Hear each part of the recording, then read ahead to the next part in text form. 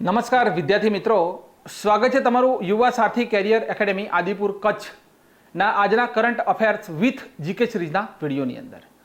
તમને થતું છે કે સર 1-2 મહિના પછી કરંટ અફેર્સનો વિડીયો લઈને આવ્યા છે. જીવન છે અને જીવનની અંદર ઘણી મુશ્કેલીઓ હોય છે. મારા જીવનની અંદર પણ મુશ્કેલી હતી, જે પગની અંદર પ્રોબ્લેમ હતો, જેના કારણે ઊભો નહોતો રહી શકતો. હવે તમારા બધા આશીર્વાદના કારણે હું ઠીક થઈ ગયો છું.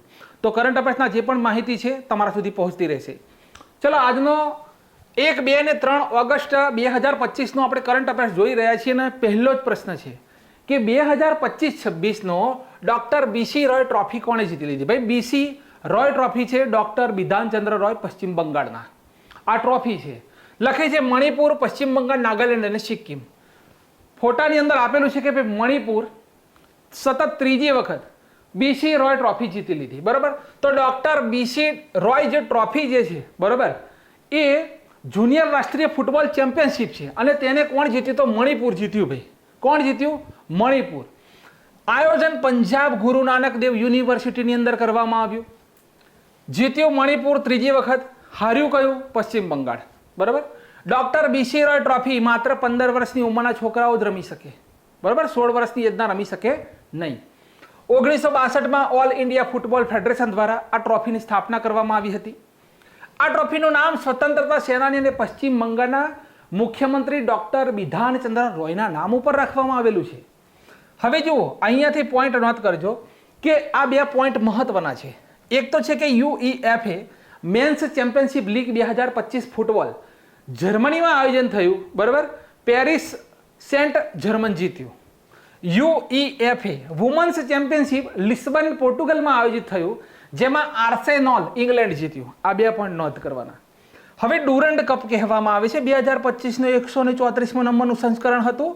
5 રાજ્યોમાં એટલે કે પશ્ચિમ બંગાળ, ઝારખંડ, આસામ, મેઘાલય અને મણિપુરમાં આયોજન થયું.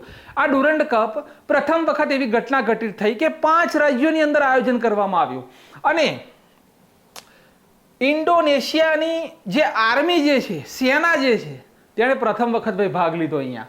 હવે AIFF best mens player of the year સુભાષિત બોસને જાહેર કરવામાં આવ્યા અને best of womens player of કોને જાહેર કરવામાં આવ્યા? તો સૌમ્યા ગોકુલનાથને. અને બેસ્ટ મેન્સ ગોલકીપર કોણ છે? તો વિશાલ કેત છે. તો આ આપણો પહેલો પ્રશ્ન છે. વધીએ બીજા પ્રશ્ન તરફ. બરાબર, વધીશું બીજા પ્રશ્ન તરફ.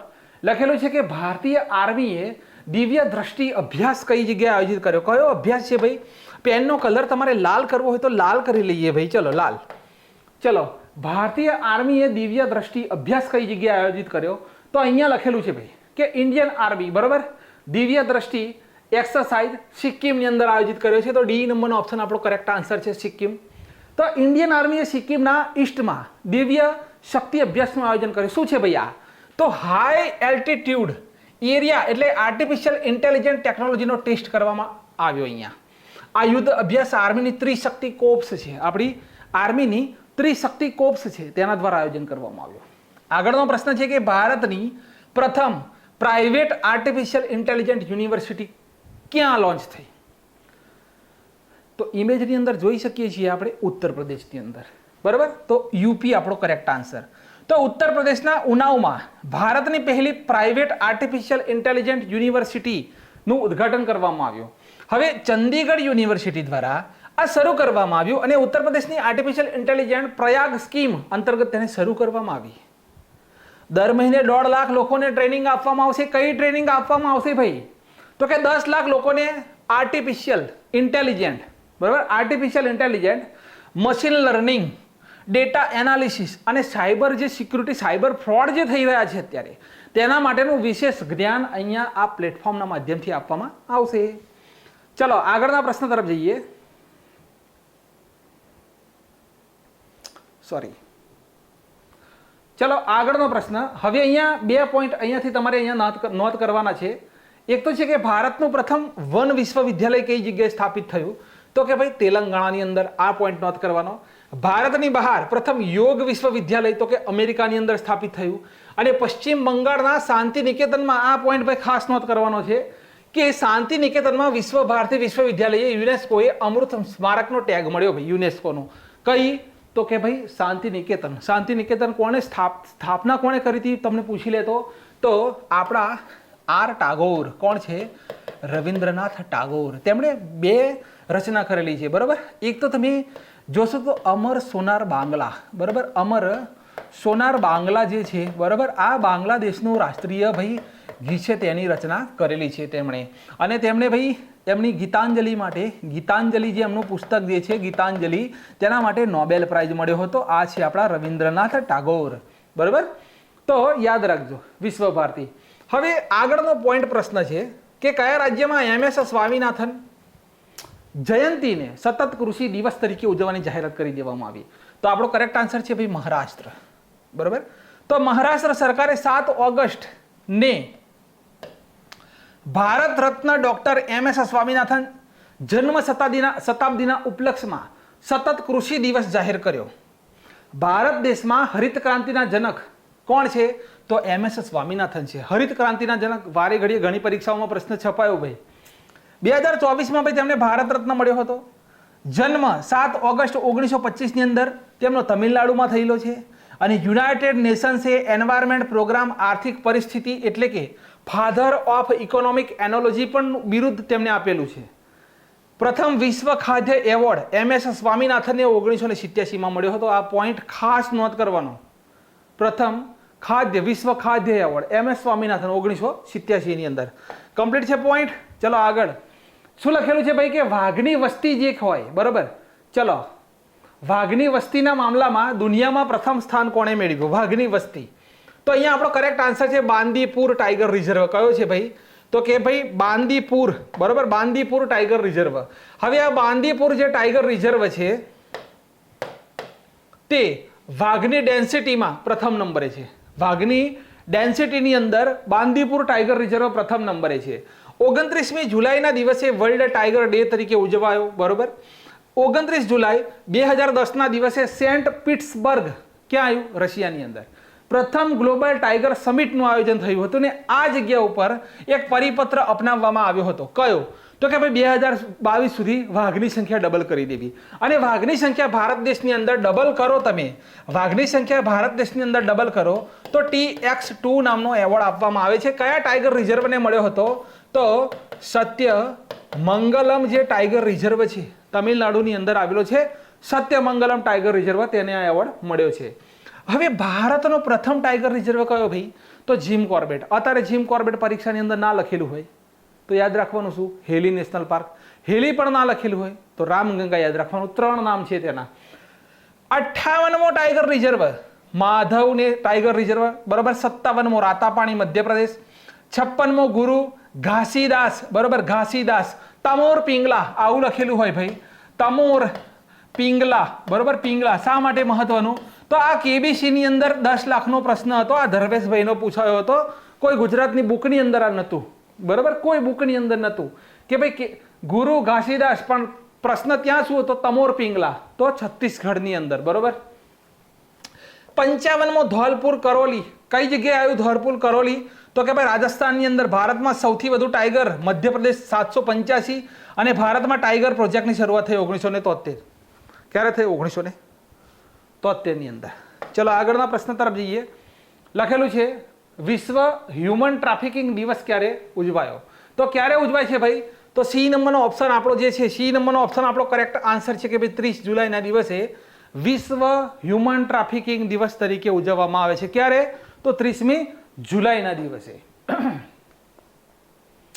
હવે અહીંયા લખેલું છે કે પ્રથમ 30 જુલાઈ 2014ની અંદર. ક્યારે? તો 30 જુલાઈ 2014ની અંદર આ દિવસ ઉજવવામાં આવ્યો હતો.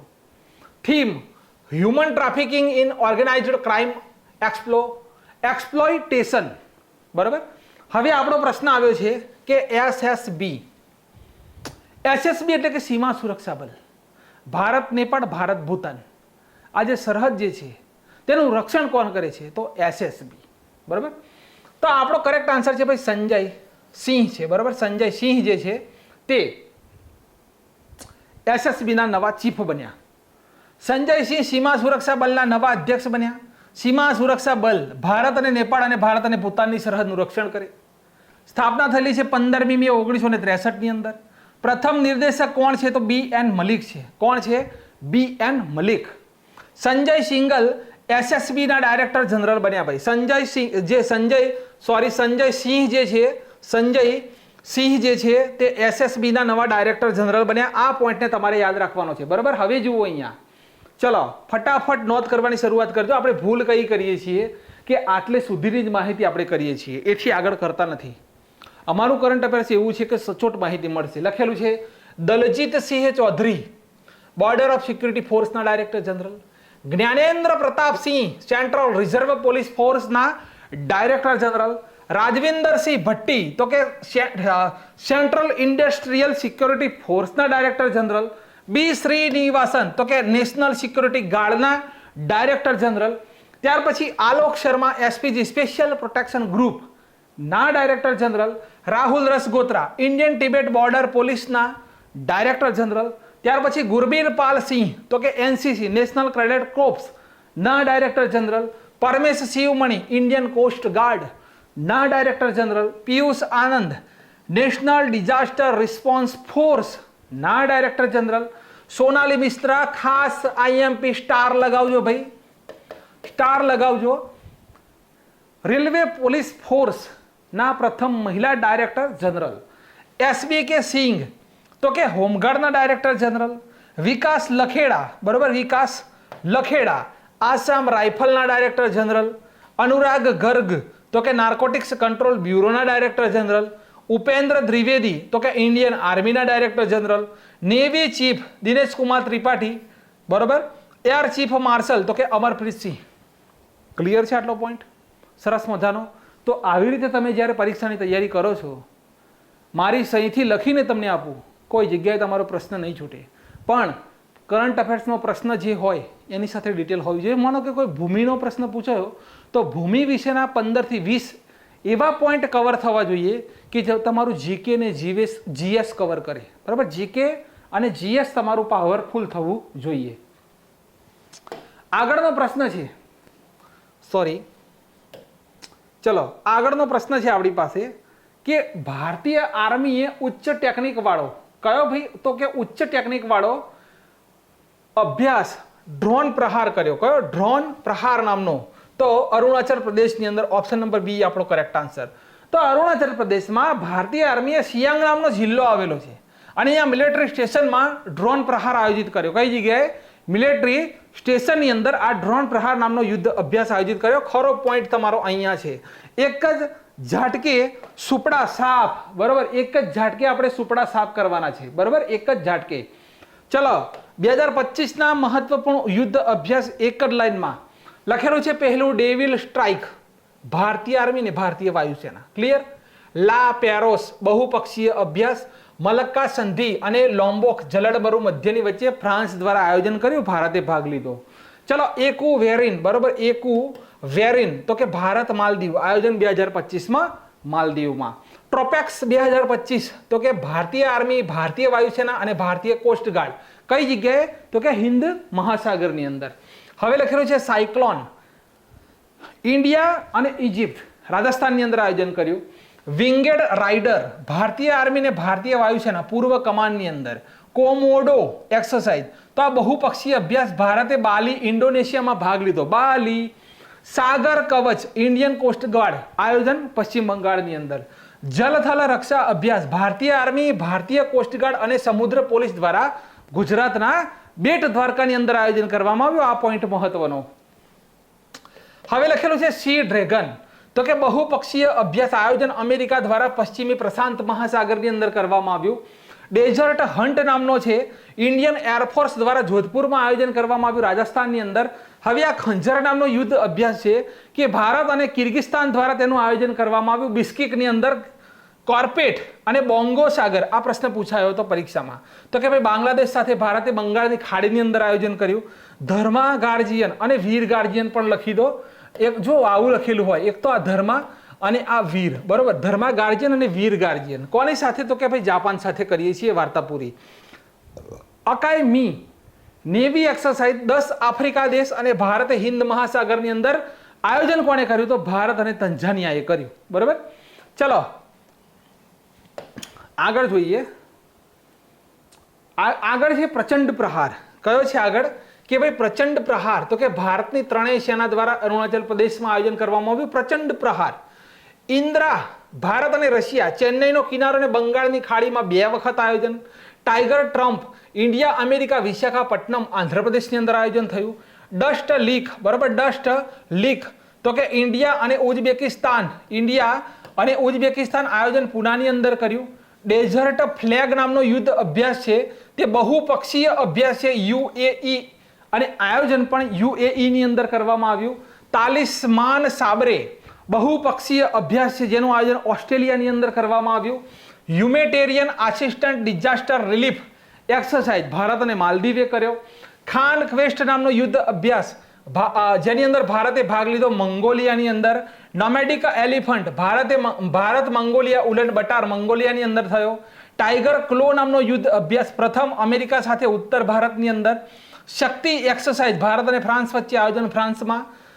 જા માતા અભ્યાસ ભારત અને જાપાન કોસ્ટગાર્ડ સાથે ચેન્નઈમાં આયોજન થયું.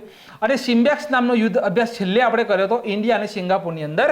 ઇન્ડિયા અને સિંગાપુર વચ્ચે સિંગાપુરની અંદર આયોજન કરવામાં આવ્યું હતું. તો આ યુદ્ધ અભ્યાસ તમારા એક જ લાઈનમાં 2025ના આખા વર્ષના સુપડા સાપ, બરાબર. 2025ના વર્ષના જે પણ યુદ્ધ અભ્યાસ છે તેના સુપડા સાપ. હવે મેઇન પોઈન્ટ અહીંયાથી આપણો શરૂ થયો કે ભાઈ નિસાર. હવે નિસાર આ સેટેલાઇટ છે અત્યાર સુધીનો સૌથી મોંઘો સેટેલાઇટ છે. નિસાર સૌથી મોંઘામાં મોંઘો જો કોઈ સેટેલાઇટ હોય તો આ સેટેલાઇટ છે, બરાબર. નિસાર, નિસારનું ફૂલ ફોર્મ છે કે ભાઈ NASA ISRO synthetic aperture radar, આ તેનું પૂરું નામ છે. તો નિસાર નામનો ઉપગ્રહ ભારત અને અમેરિકાએ લોન્ચ કર્યો. એટલે કે નાસા અને ઇસરો, અમેરિકાની નાસા છે ને ભારતની ઇસરો છે, તો ભારત અને અમેરિકા. તો કરેક્ટ આન્સર આપણો આવશે એ. નિસાર એટલે કે NASA ISRO synthetic aperture radar પૃથ્વીની જુદી જુદી પ્રક્રિયાઓ અને પ્રાકૃતિક સમસ્યાઓનું અધ્યયન કરવા ડિઝાઇન કરવામાં આવેલો છે. 30 જુલાઈ 2025ના દિવસે લોન્ચ કર્યો. 30મી જુલાઈ જે છે 2025 આ દિવસે તેને લોન્ચ કરવામાં આવ્યો. સમજો કઈ જગ્યાએથી ભાઈ લોન્ચ કર્યો? તો હરિકોટા, બરોબર. હરિકોટા સતીશ ધવન સ્પેસ સેન્ટર જે આવેલું છે આ જગ્યા ઉપરથી તેને લોન્ચ કરવામાં આવ્યું, બરોબર. હવે GSLV F-16 રોકેટના મદદથી લોન્ચ કર્યો. તેનું વજન 2392 કિલોગ્રામ છે. તેમાં 2 રડાર છે. આ પોઈન્ટ અહીંયા તમારે નોંધ કરવાનો છે. તમારે સ્ટાર લગાવવો હોય તો લગાવી દેજો. એક પહેલું એની અંદર બેન્ડ છે જે નાસાનું છે, બરાબર. અને બીજું S નામનું બેન્ડ છે, એક L નામનું બેન્ડ છે, બરાબર. L નામનું એક બેન્ડ આવેલું છે જે કોનું છે તો કે ભાઈ નાસાનું છે. અને એક S નામનું બેન્ડ આવેલું છે, આ કોનું છે તો કે આ ભાઈ ઇસરોનું છે, બરાબર. આ 2 પોઈન્ટ યાદ રાખજો. અત્યાર સુધીના દુનિયાનો સૌથી મોંઘો અર્થ નેવિગેશન સેટેલાઇટ છે જેનો ખર્ચો 13,000 કરોડ રૂપિયા છે ભાઈ. 13,000 કરોડ રૂપિયાના ખર્ચે આ લોન્ચ કરવામાં આવેલું છે. આની વિશેષતા તમે જોવા જશો તો ઘણી બધી છે. શું કે કોઈ જગ્યાએ જો આબ ફાટવાનું હોય, બરોબર, આબ ફાટવાનું હોય તો પહેલેથી સંકેત આપશે આ ઉપગ્રહ. એના તો 13,000 કરોડ ખર્ચ્યા છે ભાઈ. આ 13,000 કરોડ શેના ખર્ચ્યા છે? તો ઘણી બધી આપદા જે આપણા પૃથ્વી ઉપર જે ઘણી બધી આપદાઓ જે આવી રહી છે એને અગમચેતી આ સેટેલાઇટ કરશે. સમજાય છે? નિસાર. હવે અત્યાર સુધીના દુનિયાનો સૌથી મોંઘો સેટેલાઇટ સમજી લેજો. નાસાએ પંચ મિશન લોન્ચ કર્યું હતું. થોડા સમય પહેલા નાસાએ પંચ મિશન લોન્ચ કર્યું. આ મિશન સૂર્યની બહારની સપાટી ઉપરથી નીકળતી જે હવા જે છે તેના રહસ્યને ઉજાગર કરશે. ચલો, લુનર ઓર્બિટર મિશન નાસાએ લોન્ચ કર્યું છે, ચંદ્ર ઉપર પાણીની શોધ કરશે, બરોબર. આસામ ભારત દેશનું પ્રથમ એવું રાજ્ય બની ગયું ભાઈ કે જેણે પોતાનો પ્રાઇવેટ સેટેલાઇટ લોન્ચ કર્યો, આસામ સેટ નામનો. ત્યાર પછી અંતરિક્ષ યાત્રી સુનિતા વિલિયમ્સ અને બુચ વિલ્મોર જે 2 વ્યક્તિ હતા તે 9 મહિના 14 દિવસ પછી ધરતી ઉપર પાછા લાવવામાં આવ્યા. ગયા હતા બોઈંગ સ્ટાર લાઇનર સ્પેસક્રાફ્ટથી. ગયા શેનાથી? બોઈંગ સ્ટાર. પાછા શેનાથી આવ્યા? તો સ્પેસ એક્સ જે છે તેનું ક્રૂ 9 નામનું મિશન છે અને આ અંતર્ગત ડ્રેગન નામની કેપ્સ્યુલ હતી તેનાથી પાછા લાવવામાં આવ્યા હતા. સ્પેસ ઇન્ડસ્ટ્રીયલ પોલિસીને મંજૂરી આપનાર ભારતનું પ્રથમ રાજ્ય આપણું ગુજરાત, બરાબર, આપણું ગુજરાત. ચલો, DRDOએ પ્રલય નામની મિસાઇલનું સફળ પરીક્ષણ ક્યાં કર્યું ભાઈ? બરાબર, DRDOએ પ્રલય નામની મિસાઇલ છે, અહીંયા ઇમેજની અંદર જોઈ શકો છો. ઇન્ડિયા ફર્સ્ટ પોતાની પ્રાઇવેટ મિસાઇલ છે આ. તો ડોક્ટર એપીજે અબ્દુલ કલામ દ્વીપ કઈ જગ્યાએ? ઓડિશાની અંદર, બરાબર. તો 29મી જુલાઈના દિવસે આ પરીક્ષણ કરવામાં આવ્યું. આ જમીનથી જમીન ઉપર માર કરવા વાળી મિસાઇલ, આ ખાસ પોઈન્ટ નોંધ કરવાનો તમારે, ખાસ કે ભાઈ કેવી મિસાઇલ? તો કે જમીનથી જમીન ઉપર. આવું જ પૂછે છે પરીક્ષાની અંદર. તેની રેન્જ કેટલી? તો કે 150 થી 500. આ રેન્જ કોઈ દિવસ પૂછતા નથી. પૂછશે શું? Surface two surface, air two air, પાણીથી પાણીમાં, આવું બધું પૂછે છે. ચલો, ડિફેન્સ રિસર્ચ ડેવલપમેન્ટ ઓર્ગેનાઇઝેશન તો ખરું જ, પણ ભારત ડાયનામિક્સ લિમિટેડ અને ભારત ઇલેક્ટ્રોનિક્સ લિમિટેડના સહયોગથી બની છે, 3 જણના સહયોગથી. આ વર્ઝનમાં બેલેસ્ટિક અને ક્રૂઝ બંને મિસાઇલનું ફીચર છે. મિસાઇલની વિશેષતા એ છે કે પોતાના પાથને તે ચેન્જ કરી શકે છે. પોતાના ગમે તે પાથ હોય તેને તે ચેન્જ કરી શકે, અને નોર્મલી બીજી બેલેસ્ટિક મિસાઇલ આ કરી શકતી નથી. તો ભારતથી પ્રથમ એવી મિસાઇલ સ્વદેશી બનાવવામાં આવેલી છે ભાઈ. ચલો, આગળનો પોઈન્ટ છે કે ભારતનું પહેલું હિન્દી માધ્યમનું MBBS કોલેજ કોણે શરૂ કરવાની જાહેરાત કરી ભાઈ? ભારતની અંદર MBBS ડોક્ટર હિન્દીની અંદર ભણી શકશે, અને આ કરનાર છે ભારતનું પ્રથમ રાજ્ય MP. તો મધ્યપ્રદેશના જબલપુરમાં ભારતનું પહેલું હિન્દી માધ્યમનું MBBS, બરાબર, મધ્યપ્રદેશના જબલપુરમાં ભારતનું પહેલું હિન્દી માધ્યમનું MBBS કોલેજ શરૂ થવાનું છે ભાઈ. ભણતરથી લઈ પરીક્ષા સુધી સંપૂર્ણ હિન્દીમાં જ હશે.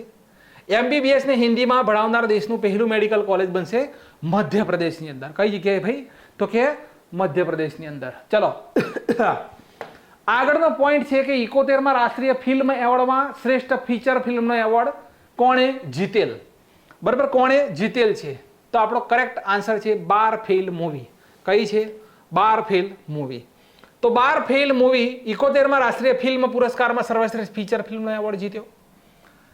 આ એવોર્ડની શરૂઆત 1954માં થયેલી છે. કોણ આપે છે? તો સૂચના પ્રસારણ કેન્દ્ર દ્વારા એવોર્ડ અપાય છે. આપે કોણ? કોના હસ્તે આપવામાં આવે? સૂચના પ્રસારણ કેન્દ્ર આપે.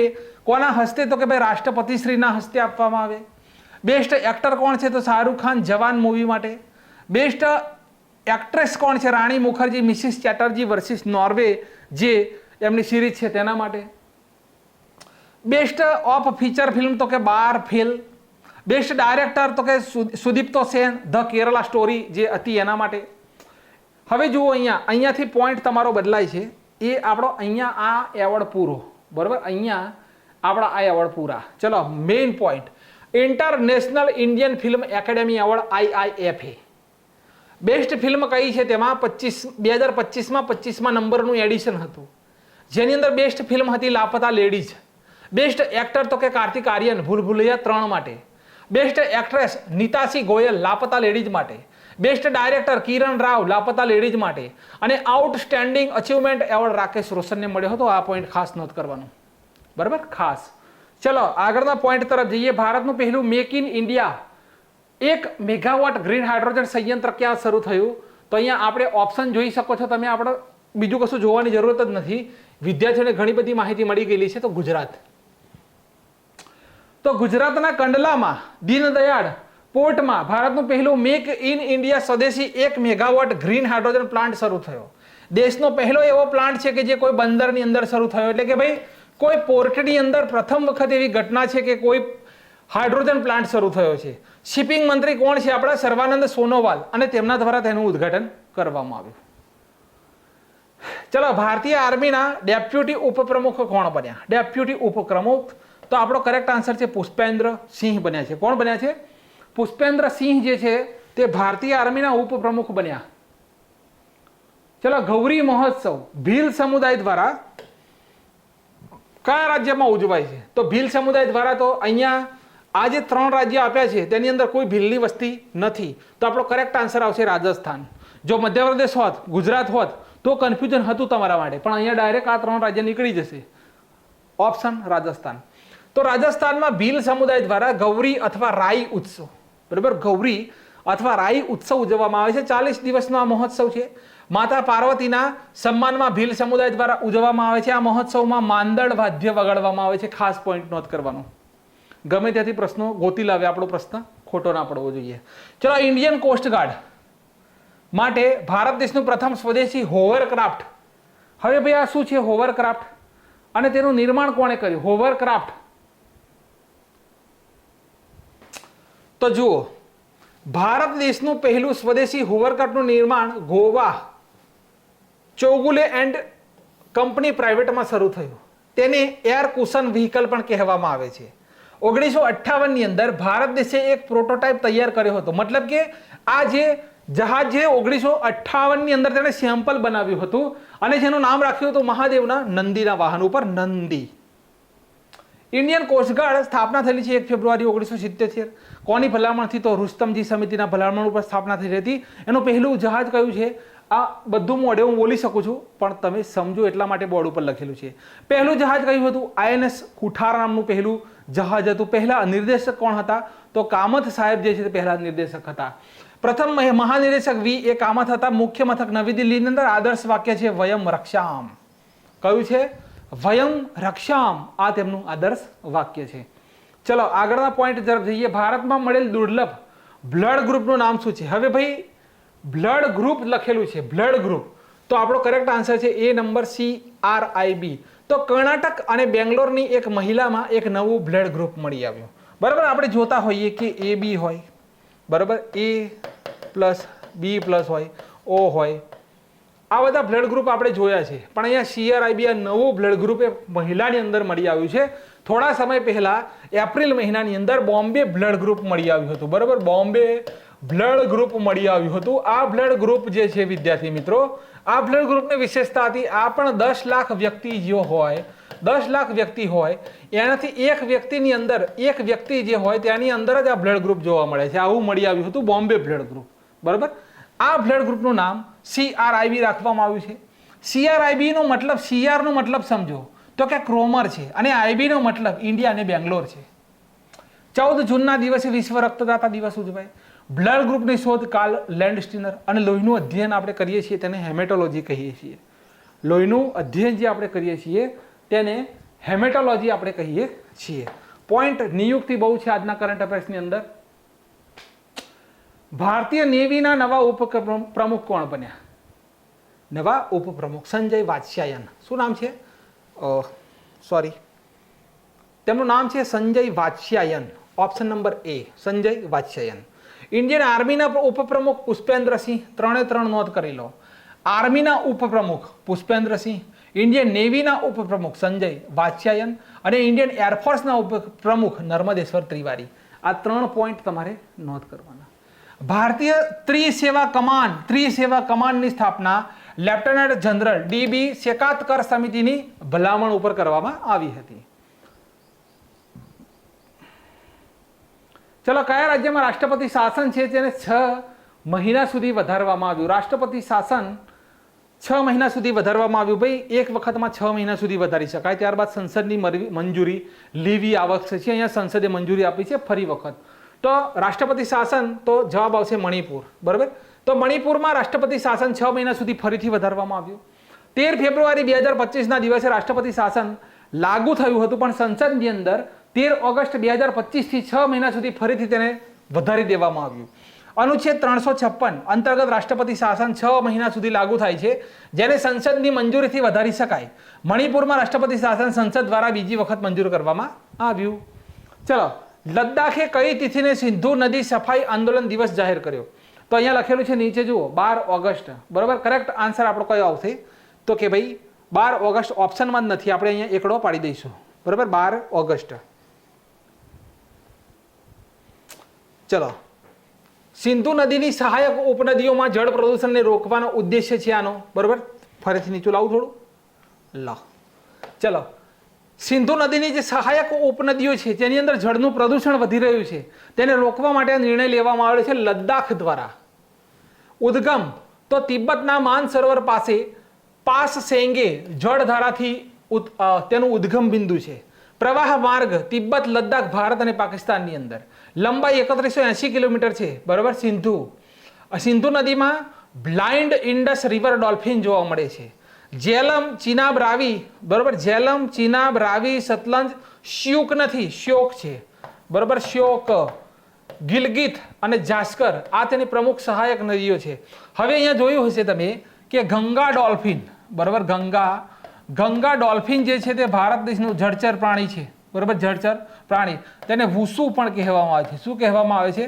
તો તેને વૂસુ પણ કહેવામાં આવે છે. તો આટલો પોઈન્ટ અહીંયાથી યાદ રાખજો. લગભગ છેલ્લો પ્રશ્ન છે આજનો. ચલો, આજનો કરંટ અફેર્સનો આપણો લાસ્ટ પ્રશ્ન છે અહીંયા લાસ્ટ કે કયા રાજ્યમાં હડપ્પા સભ્યતાના સ્થળ મળી આવ્યા? થોડા સમય પહેલા જોયું હતું તો કે કચ્છની અંદર હડપ્પા સભ્યતાના સ્થળ મળી આવ્યા હતા, બરોબર. હવે આ મળી આવ્યા છે રાજસ્થાનની અંદર. તો રાજસ્થાનના જેસલમેરનું જે રણ આવેલું છે એની પાસે રાતડિયારી ડેરી આવેલી છે. કઈ રાતડિયારી ડેરી આવેલી છે જેમાં હડપ્પા સભ્યતાના સ્થળ મળ્યા. અહીંયા 4500 વર્ષ જૂના અવશેષ મળી આવ્યા ભાઈ. લાલ લેપયુક્ત કટોરા, બરોબર, લાલ લેપયુક્ત કટોરા મળી આવે છે, ઇમેજમાં જુઓ. અને પાણીના ઝાર જે કે પાણીના ઝાર એ મળી આવ્યા છે. પથ્થરના ધારદાર ઓજાર, મિટ્ટી અને શંખથી બનેલી બંગડીઓ મળી આવી છે. ટેરાકોટા, બરોબર, ટેરા કેક, ટેરાકોટા કેક, ત્રિકોણ આકાર, ગોળાકાર ઈડલી હોય ઈડલી એવા આકારના મળી આવ્યા છે, ઇમેજમાં જુઓ. મોહેન્જો દડો જેવી ભઠ્ઠી અને વિશેષ આકારની ઈંટો ત્યાંથી મળી આવી.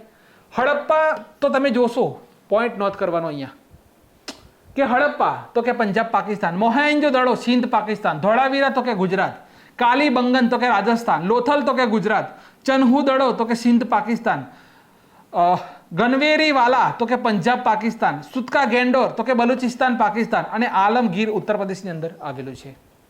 આલમગીર ઉત્તર પ્રદેશની અંદર આવેલું છે. ભારતનું પ્રથમ સિંધુ ખીણની સંસ્કૃતિનું મ્યુઝિયમ બની રહ્યું છે ભાઈ, નોંધ કરજો પોઈન્ટ.